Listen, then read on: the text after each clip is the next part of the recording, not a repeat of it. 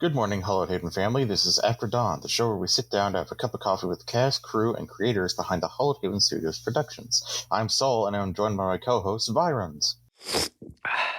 Yes, hello, I'm Vironz, and today we were talking about Hunter Wayfarer Season 2, Episode 3. This last episode, we had a good spot. We hit a really good spot in that romance arc between Rosanna and Arthur. Good bit of panicking, and then also meeting Arthur's wife for the first time, hearing her voice. I honestly felt like this session was like intense and wonderful, and I was so happy about that romance arc, just hitting that beat where we were. But my opinion is not the only one here. What are your thoughts, Saul? I agree. I think that it was really good to finally see the romance arc sort of come to be at a more open spot.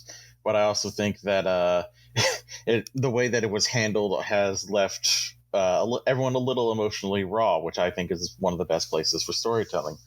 My opinion is also not the only ones that matter here. We are joined by our wonderful returning player Legacy, who is part of that romance arc, and our SPC Alereg, who's playing someone who might get in the way. Hello, everyone. Hello. Good afternoon. So we're going to start off with question to Alereg. What went through your mind when BP asked you to come on as an SPC that was so key to Rosanna's story and the background that she had? Honestly, it actually first started out with BP asking me to rewrite a letter that she had written from Peter to Rosanna, and she wanted it done in a voice that was not her own to make it, less BP and more someone else, because it's meant to be from Peter to Rosanna. And so she was having some difficulty with that, and she asked for my assistance, and it just kind of evolved from there. It wasn't a like, hey, you just want to play this character. It was kind of like this is working out really well. Hey, you want to try this out? Like, okay, sure. And things just kind of snowballed. Wow, so you were in this before there was even thought that Peter would have an on-screen cameo. As far as I knew, yeah. I suspected that I would be only just doing pen pals until, well, he either finally showed up like 3 or 4 seasons down the line, or until he died because of mysterious circumstances, and player trauma is fun, It's true. It's kind of necessary for a lot of these games. Well, especially with Hunter. Yeah. Oh, yeah. You can't have hunters be happy. What? No. I mean, Legacy, how did it feel to you and to Rosanna, if they are not feeling the same, to finally put a face and get that talk face to face with Peter too? Oh, so it's been really funny the entire time when BP was like, "Oh no, you're getting a Peter appearance at some point in season 2." I kept asking her who was playing him so I can make sure that there was a good chemistry between the two of us going into it. And she kept saying, "I'm not going to tell you." So it was just it for both myself as a player and myself as a character playing Rosanna, seeing Alereg there for the first time and being like, "Of course, that's Peter." It was a pleasant surprise. Alereg and I have role played together in the past, and so having somebody who's a familiar face, playing somebody who means so much to my character, was both comforting and a little hilarious. All right. So just a little hilarious, but very comforting. Oh yeah. Alereg, did you have anything to say in the creation of Peter? Are there any mechanics to him, or is he just a name and your voice at the moment? I can't give away too many details. I can say that he does have a set stat block, so he is written up, because I always try to make sure that I have a stat block for any SBC that I'm playing, because I don't know what's going to go along with what the characters are doing, player characters. So I'd rather have that there just in case if something were to go down. And BP gave me like a few guidelines, like, okay, there's this, and this that needs to be in there. Besides that, have at it, make them your own. Like, okay, let's have some fun with this. Nice. Very nice. Kind of like what happened with Becker in The Office, where he was supposed to just be there to give information, and then he had to start pulling out a submachine gun and body armor. Yeah. Which is part of the reason where it was like, yeah, probably a good idea to have some stats there just in case. Rather have them and not need them than need them and not have them. Absolutely fair enough.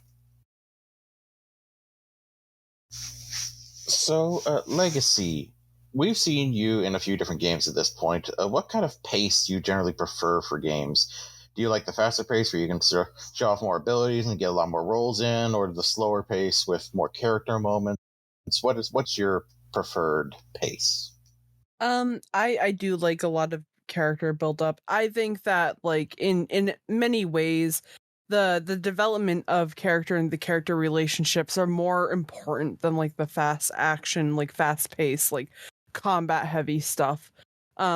Because you can do combat in pretty much any system in any sort of way. But what makes a story is the world around you in which you as a player are allowed to kind of build with your storyteller. What good is fighting a random vampire if there's at least a little bit of lore as to why you're fighting them? You know, or like what's the point of having a an elf in your backstory if you don't know why they're there or what they're doing? So I do like a bit of a slow burn. But if it hits you in the face and suddenly it's going fast, that can be just as fun as long as you have those slow burn moments to kind of follow too.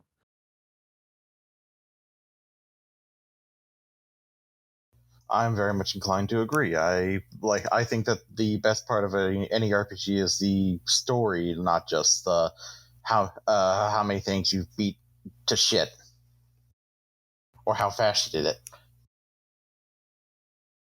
What would you say has been the hardest thing that Rosanna's had to deal with in Wayfarer that you've had to act out? Probably definitely this last episode, where she was convinced that there was always something like up with her, and she always thought that like it was tied to like witchcraft or some sort of like magical inclination. She was ready to fully brand herself as a supernatural. So for her to find out that there is a potential that not only is her family connected to being some sort of supernatural hunters themselves, but also bound like a fae to basically make their lineage and bloodline stronger. You don't take that stuff lightly. So I think that like now the hardest thing that she's had to deal with and now has to deal with on an even grander scale is, who am I really? Like what is my identity? Because I went from a normal everyday, like, yeah, slightly paranoid, a little out there, to I can do magic, to my family's kind of messed up. It is something that I am both excited and terrified for that character to kind of have to go and dig deeper into. Well, it should be fun, and hopefully we'll see a little bit of Fae mentions in the new werewolf book coming out soonish. We can hope. So maybe there'll be something to like add more onto there in the 5th edition world. 5th edition changeling when? I'm looking at you, World of Darkness. Yeah, Mhm. we're calling you out. Alereg, we've seen you play a few different SBCs in Hallowed Haven Studios productions. Which one's been your favorite so far? Why are you asking me to choose my favorite child here? Because it's what we do on the show. You've been Yeah, here before. fair. Yeah, and you have to gather up all of your children and tell them that Right to their only face. one of you. Yep. Only one of you I like. Yeah. So the only SPCs I've played have been Peter, first season, second season, Becker and Chill, and then in Apotheosis I played Dolgrim Regenson. Probably gonna have to be Becker, if only because he very much was an integral part to the storyline there. Dolgrim was fun, being kind of this surly dwarf guy. Peter is getting there, but he was more in the background, kind of not a shady figure, but a supporting role, and that's it. Becca was right in the forefront, though, and it was a lot more engaging. So I'm going to say Becker, honestly, was my favorite. It's pretty cool. That may change with time, mind you, but that's how it is right now. Well, we haven't seen much of Peter yet, so Yeah. other than from letters and now one session.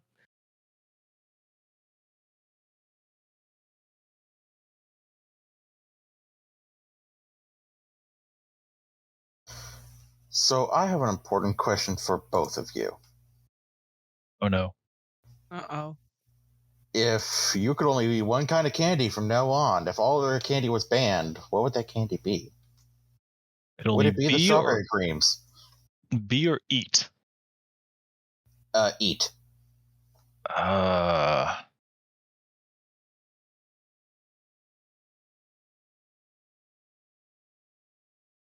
Hmm. Um. Okay. So as much as I love strawberry creams and don't and my characters do take off of some of my personality. Honest to God, so there is this fantastic saltwater taffy that gets handmade right in the heart of Cape Cod. That stuff I could eat forever and never get bored of. It's probably terrible for your teeth, but it tastes like home, and it brings back a lot of like good core memories. So probably saltwater taffy.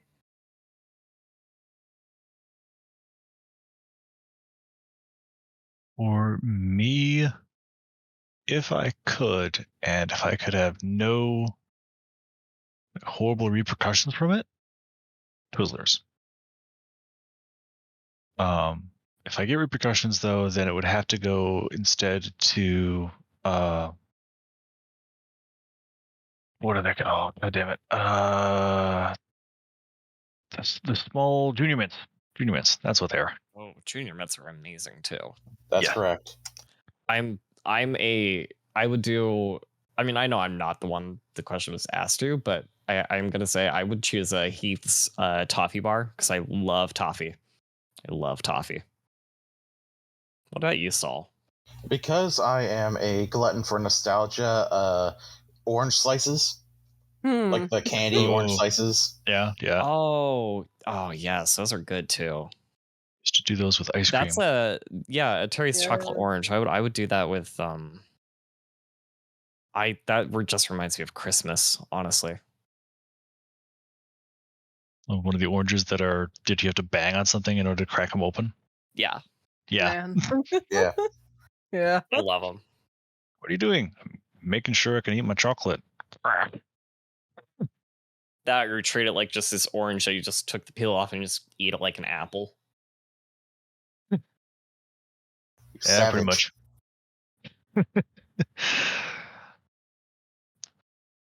Well, I think it's time to get on to drinking our cups here. So I have a question for both of you. What do your characters finally think about meeting their pen pal in person after so long?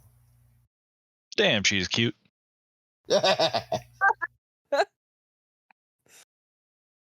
Um. Also shorter than I expected. Why? Okay, but I get that both in character and in real life.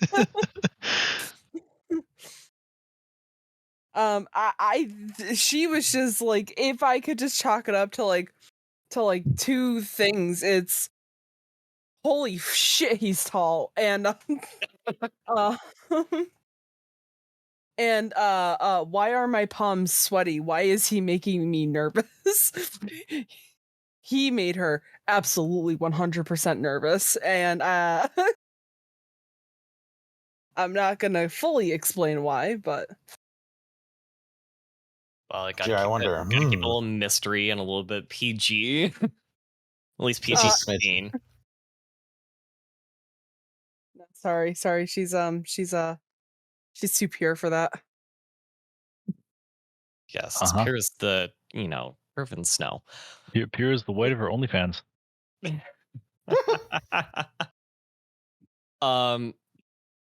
Oh. Okay. Alereg. What does Peter do? What is he all about? Tell us everything you can about him. He works for a company at the moment. Cannot actually say what it is because it's governmental based. Pentex. If you want to call it that, sure. The audacity. And what he does is he goes out and tries to, kind of like on how Piper does her whole hacking shtick. But he then works alongside the law to do stuff with that. So like how he was talking with Rosanna, he actually did bring in like a bunch of very nasty folks to justice that were, sharing some very illegal image and video content. Okay. To keep it as PG as possible. PG-13, Keeping it as PG as possible.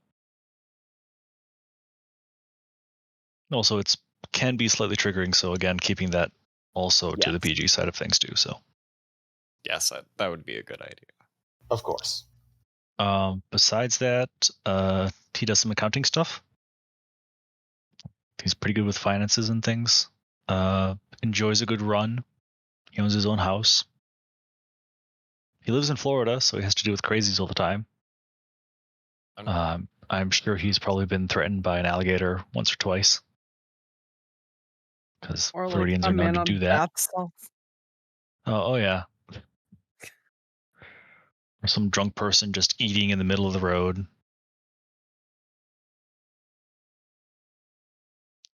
Besides that, he's got a nice assistant. His name's V.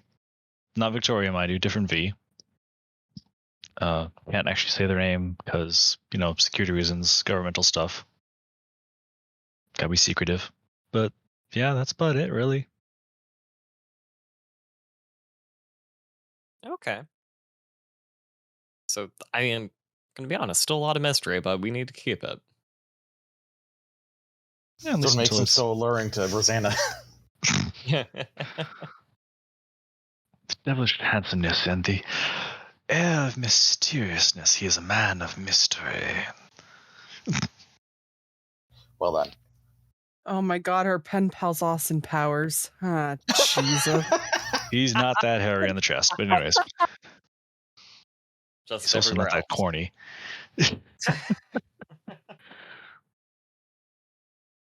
So now that we know a little bit more about the source of Rosanna's powers, what does Rosanna feel about them? Oh man, we only have 30 minutes. Oh,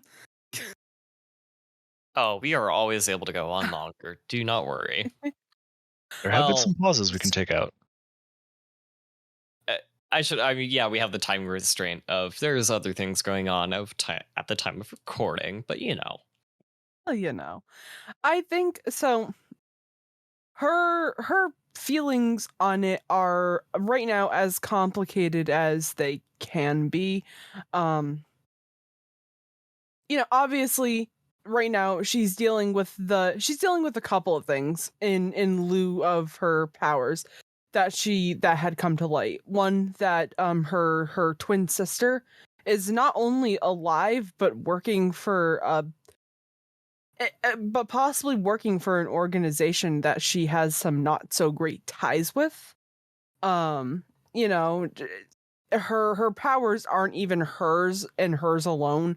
It is borrowed gifts from somebody that she doesn't want affiliation with. Not that she doesn't want, like, she wants this woman to be free. She doesn't want this woman held as like a captive in a bloodline that she probably wants absolutely nothing to do with.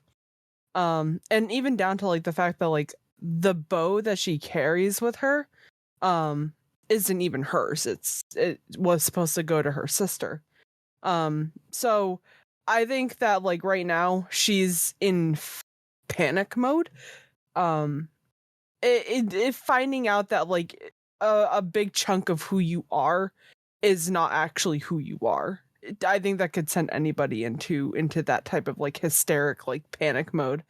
And on top of all of the other things that she has been kind of dealing with, I think that right now she's like she's in a for lack of better term, probably like a anxiety ridden state over her the discovering of where she got her gifts from.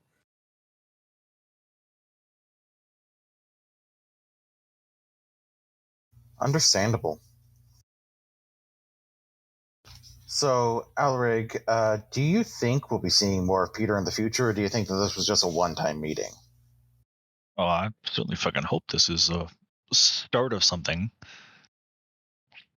I got it to have a little more time to annoy and make Arthur jealous.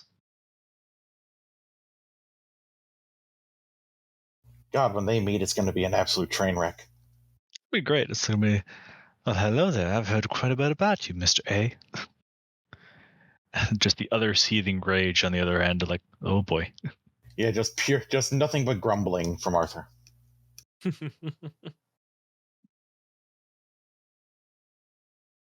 Rosanna's in the background, like, well, they're not killing each other right off the bat. That's good. Yeah. Good start. Does Peter ever like think about using his own work to assist Rosanna? He has in the past, actually. Yeah. He talked about contacting within the government agency that he works for to try and figure out how to help deal with the ghost problem back in season 1. Ooh, callback. Yeah. Mm-hmm. Yeah. So, yeah, he's been trying to help out whenever he can. Whatever information she's given him, he's been trying to help with, so. And also moral support, too. That's the real MVP move right there, is actually just helping with morale. Yeah, I don't know if you guys knew this or not, but Rosanna's a little bit unstable. No. Maybe a smidgen. Shocking. Maybe. Shocking. I am aware, very shocking. But you know, she's got that that fun little thing called a mental health problem. You heard it here first, folks. Yeah.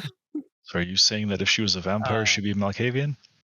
Probably, you know, hilariously enough, we had talked about if all of the members of the cell back in season 1, we had this discussion of what clans would the members of the cells be, and we came to the conclusion that Elijah totally would have been like a Simitse of some sort. Arthur would probably be a Lasombra. Victoria was back and forth between a Bruja and a Nosferatu, and Rosanna is like a weird, like either Toreador or Malkavian. Yeah, I was gonna say Malkavian doesn't fit overly well in my brain, but daughter Cacophony. well, I mean, as you know, as we're learning more about her, as we're seeing like all these tricks that are hiding up her sleeves that she didn't even know about. Like, Yeah. you know, there's a possibility it could even be just Tremere at this point. Who knows? Who knows? Who I mean, knows? I mean, for all we know, like I like to think that she could probably chameleon into a couple of different clans. So Yeah. Are speaking of which, of like things that are hiding up Rosanna's sleeves, is there anything that you're hiding from the audience and group at the moment that she knows of that nobody else does about like I, her powers or anything? I will say that there is one thing that I'm super looking forward to being brought up in session that only one other person in the cell knows about. And I don't want to give too much away, but there is a reason I have a very specific flaw on her character sheet. And when the reason that she has this flaw comes up, it kind of sets forth as to why she's as paranoid about things as she is. Okay. Fair enough. Fair enough. So, speaking of like how speaking of Rosanna's powers and a little bit more about how she got them, could you tell us a little bit more about what exactly she's feeling now, knowing that her powers come from, well, subjugation of a being?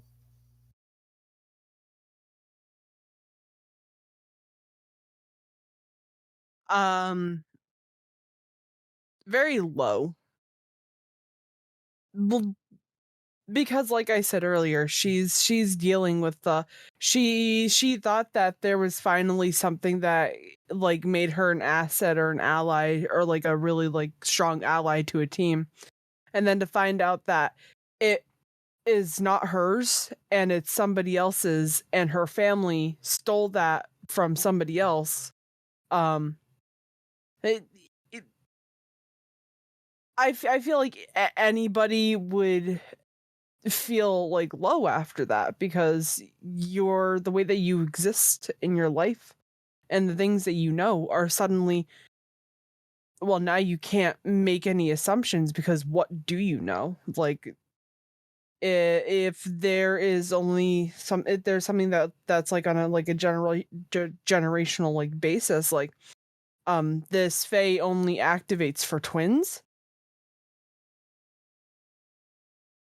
Well, maybe it makes sense as to why she assumed that she had these powers because she didn't know that Rin had them. So I think that she's not feeling that great. Yeah, it's completely understandable.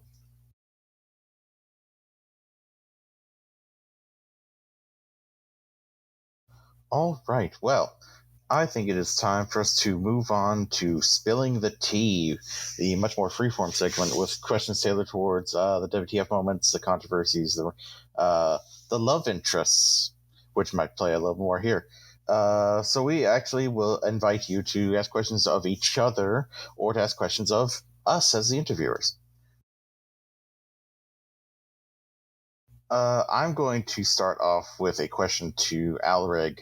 Does Peter want to spend more time in person with Rosanna now that they've gotten to meet, and are his intentions solely platonic? Yes and no.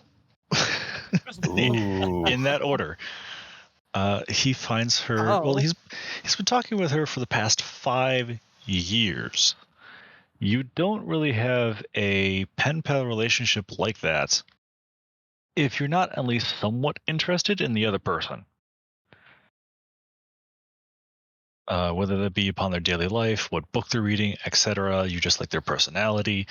It is kind of tale as old as time, as literally going back to the days when we had Age of Sail, where it took months for letters to go across the ocean, and people would write back and forth from, let's say, America or Jamaica or the Bahamas or whatever else, Canada, over to the UK, to Germany, France, etc. And it was that moment of just back and forth, like, we're hoping to hear the letter, we're hoping to learn of what's going on next. we want to hear more, and that way we finally met.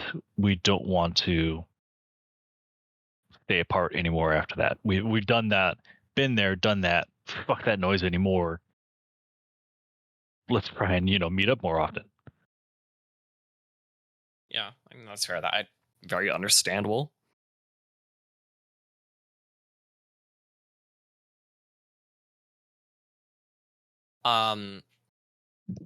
Now, what are Rosanna's thoughts on Arthur being married, especially given what she feels for him and their conversation, and her saying that she wants to kiss him?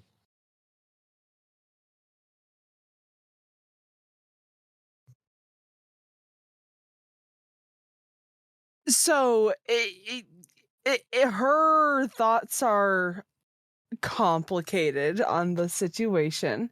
There are parts of her where she is trying to face the fact of, if we ever get to meet Katie Lynn in person, there is a not 0% chance that he is just going to drop the hunter life that they've been kind of living over the last couple of months and go off and be with his wife. And so she's trying to rationalize with herself that, like, no matter what he chooses to do, that is his decision.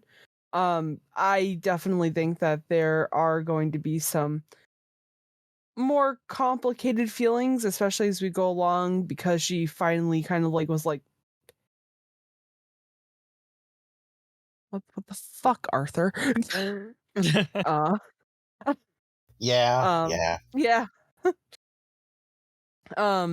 But Scott is such a great sport, and he he lets me really feed into like those feelings of like confusion. And I'd like to state for the record that she is obviously she's a little bit like upset that it didn't go the way that she wanted it to, but she is also well aware of like the situation that they're in. If they did get involved right now, it could potentially end very badly on a couple of different fronts, especially seeing that he's a married man.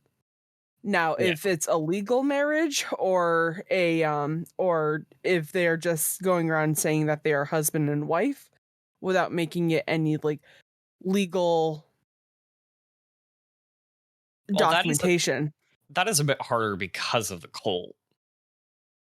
Yeah.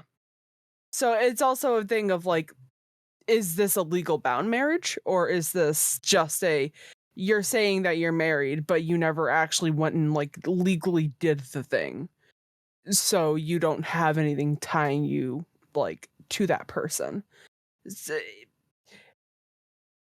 It's giving me this whole situation's giving me very Henry VIII. Yeah. I mean that is one of the problems of being in a cult and then leaving a cult. Mm-hmm. I mean, you see this very stereotypically in quite a lot of media. Is like you do see the either one man, many wives, or there's just lots of intermarriage between everybody. Yeah. Which both sparks her curiosity and also like freaks her out to no end. Yeah, that sounds about right. Well, I mean, she's caught in this. From my view, she's caught in this like love triangle herself, just between herself of what. From my view, is she's wanting to be with Peter, but also wanting to be with Arthur at the same time. It's a very complicated woman. I cannot confirm nor deny if your theory is true. Well, I mean, who would she be if she were not complicated? A normal person. A normal functioning adult. With a spirit bound to her. Tomato, tomato. It's okay. That's why. Well, again, Hunter, that's part of Jared the Springer complication edition. there. I mean, so I'm gonna ask this. I hope Sol's not because we do try to take turns on asking some things. especially Go in right this. ahead.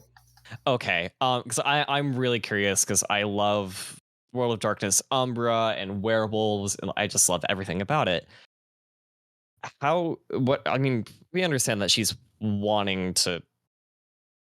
I'm from my understanding of what we've been asking her earlier. She's wanting to free that Fae. Mm-hmm. Is she trying to? Are you thinking? Are you as a player and her as a character a little bit trying to think of ways to free the Fae? So no matter what happens, she's going to need her sister there with her when she attempts to free. Uh, I have a couple of different ways that in my mind um that we can go about doing it. Rosanna, on the other hand, is that hamster in her head's going to be running very, very, very, very fast very soon. I think right now she's not really planning. She's more so, because of where we left off, she is now trying to rationalize everything and trying to make it make sense and kind of grieve the fact that without her knowing, she's caused somebody a great deal of amount of like stress, trauma, and pain. And I think before she makes any plans, she's gotta get over that first. All right. I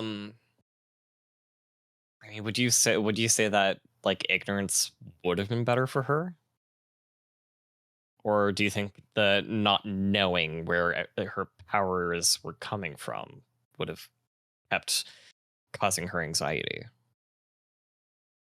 A little bit of column A, a little bit of column B. Do I think that she would have been better off if she had not figured out where her powers come from? Not necessarily, because then she wouldn't have a grasp as to where this power is coming from, which, you know, m- makes her would probably eventually have brought her down a path of like, am I going to be going through this change of am I a mage, am I a fae, am I one of them thin bloods? I don't know. I think that, Truly the most horrifying option. yeah, of course. The most But I think sinned option. I think that the ever lingering curiosity of what she was or how she got this, or if there was like a pact made with somebody that like when she was like dreaming or something, like in the back of her mind, would have kept edging her on to want to figure it out, and it probably would have eaten at her a little bit too much. And at least now she's able to say, okay, so this is what happened. This is how I get these powers. Am I upset? Of course I'm upset. I'm very upset at this. But now I can kind of allow myself to process and get over it in grief and go help this woman free herself of the chains. And if she tries to kill me, then maybe I deserve it, maybe I don't. We'll just cross that bridge when we come to it. Yeah, When exactly. we burn it down. Yeah, that seems to be the theme in this group. Yeah. How would I feel like I'm dominating this section a little too much. I'm so sorry. Go right ahead. It's perfectly fine. How would Peter feel about her having this Fae, I'm almost Fae lineage? Honestly, with her having a ghost written in her before, weird shit about powers going on, and him being a governmental worker, I think he'd be down for it, honestly. Okay. He really hasn't said anything to the contrary of accepting all that she is in any of the emails that she's written to him. So I think he'd just say, okay, we'll try and fix it. Well, at least that is if she wants it to be fixed, which it sounds like she does. So At the moment, we still don't know quite a lot about the Fae. So I just thought of a question though. Kind of one that brings me a bit of chagrin. Hey, Legacy. Yes. This Rosanna, Peter, Arthur thing, is this now the new Bella, Edward, and Jacob? You monster. I really wish you could see the face that I was making right now. Don't insult me like that ever again, Alereg. oh,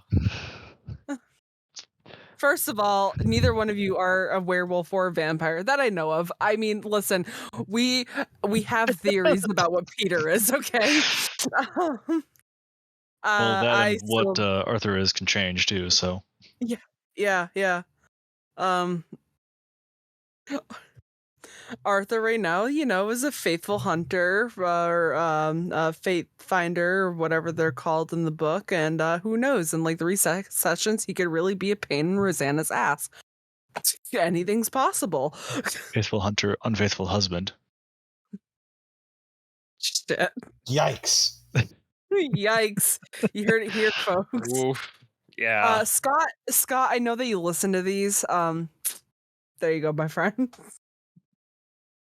Faithful finder and faithful husband. Jeez Louise. Gets called out Um, and he can't even defend himself. Yep. That's okay. He'll probably call me out next time he gets a chance to. I'm sure.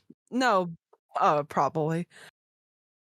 I have a fun question for Alrig. Oh no, it's return fire time. What you got? Yeah. How much research has he done on her? Like what exactly, how in depth has Peter gone in Rosanna's life? As far as the internet will give him.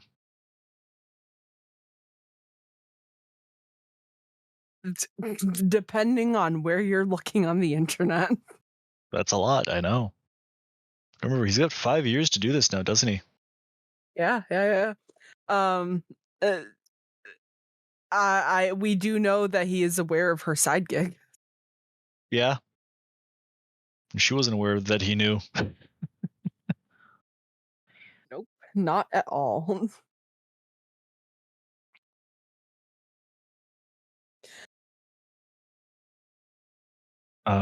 To put it best, I would suppose he knows the number of bank accounts he has. He's not going to access the information, if that makes sense. Mm-hmm. So he knows enough. He refrains is the big thing there.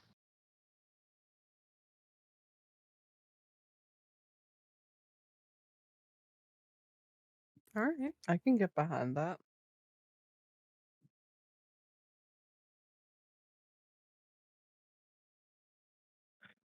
I got a question for you two. Nope. Ooh. Oh, both of us did. I'll let you go first, my friend. Solomon and Vironz. Should a romantic thing happen between Peter or Arthur for Rosanna, who do you want to have it happen to? I'll let Vironz go first. I'm voting for Arthur. I would I like to analyze like shows I watch and books I read. I feel like it might be a doomed relationship, but I think it's one I want to see. Okay, so that's your ship. Got it. Yeah, I think Rosanna would probably end up spending a lot of time trying to take care of Arthur, and it might not fully take effect because we've seen that Arthur can be very self-deprecating, depressed, all typical hunter things. What about you, Saul? What are you thinking? I gotta go for Peter. Arthur has way too much shit that he needs to work through before any ship with Rosanna could sail, because otherwise the moment they sail they're gonna sink and crash into the bottom of the fucking ocean. Oh, that's exactly what I'm thinking. Is I want to, it would be a good story, but it would be depressing as hell. I see. So you want to see the crash and burn? Okay. You monster. Yeah. Well, okay. Here's the thing. When I read books and watch TV, and I feel like they're coming to a good end, for some reason, I always root for like the main character or someone really important to the main character to just die, so the story doesn't carry on too far. So when it's a good show, I really do. I want it to end strong, and usually death is a pretty good strong end. You must really love Greek tragedies. Oh, yes. Or samurai movies. Yeah, those two.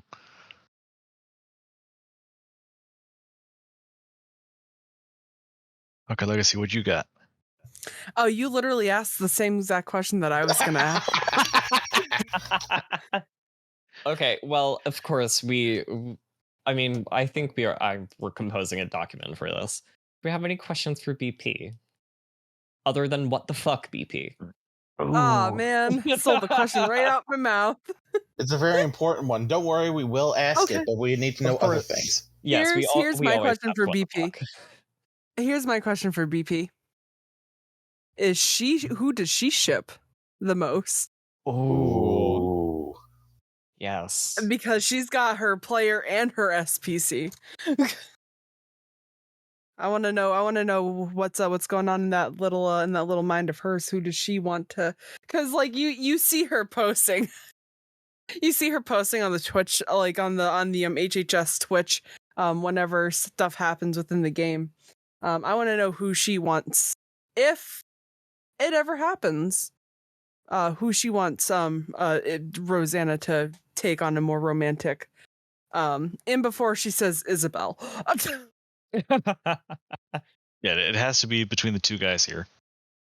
Yeah. Yeah. Who do you pick? Yeah, who do you pick as your hetero, and then who do you pick as your homo? There you go. Yep. That is certainly the way to phrase it. Yep. Could you imagine if it was like hetero Peter, homo Katie Lynn? Just out of left field, like what? Listen, you can't give away my secret plan, Alereg. We're gonna see Katie Lynn, and Rosanna's gonna be like, you know what? Damn. Fuck it. You know what? I understand. All right, bye Arthur, bye Peter. I'm gonna go take off with this young woman right here. Thank you, goodbye. And then she'll just walk off into the sunset with Katie Lynn.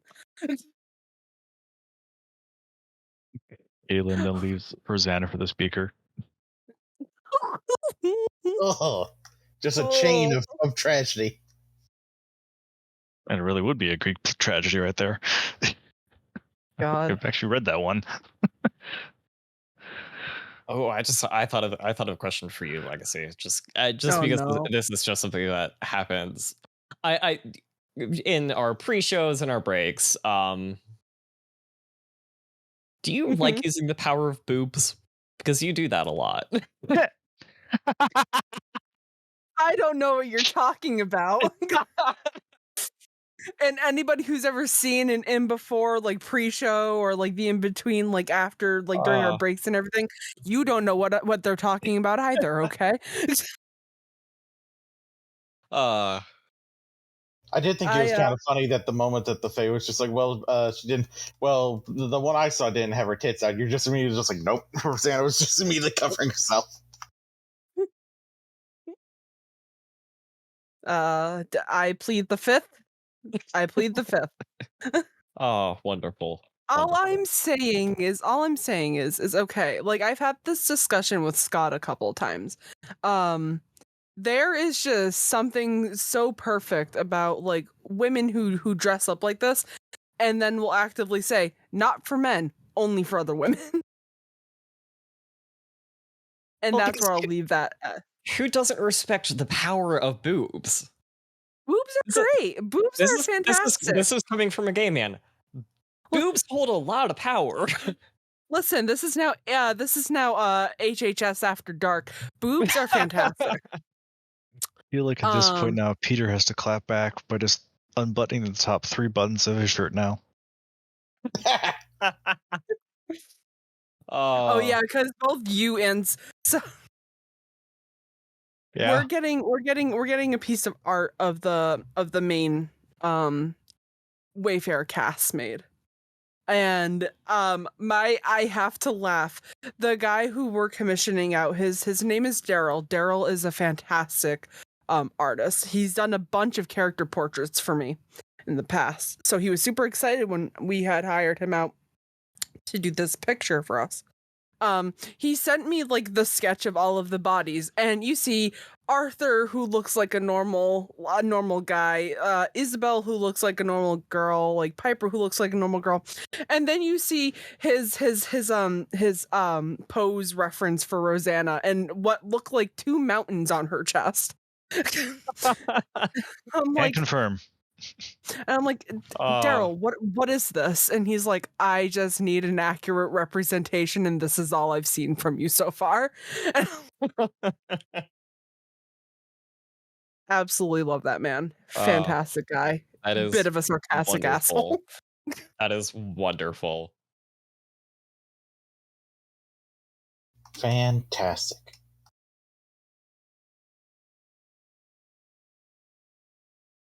I am so sorry to anybody who is listening to this. But boobs are absolutely fantastic. If you don't like them, why are you lying to yourself? Thank you. All right. I mean, I'll just put it this way: it's a target. Just think about it. You have the main flesh of the breast, you have the areola, and you have the nipple. It's 3 concentric circles. It's a target. Oh my God. HHS After Dark. really Truly are it is, everybody.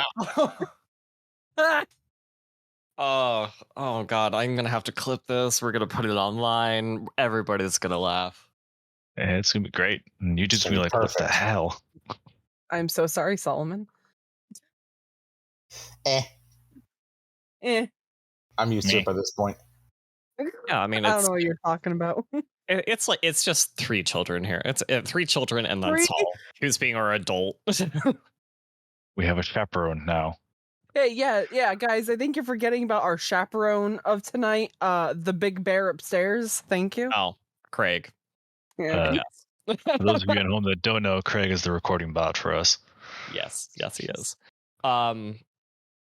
If you are one of our Patreon listeners, because they are released to the Patreon first and a month later for YouTube and other such things. Wow. Our Patreon people do have access to behind the scenes information. And you will hopefully know about Craig from that. I think everyone that's on the Patreon, though, also was an actor or an SBC in one of the previous other podcasts or like live shows.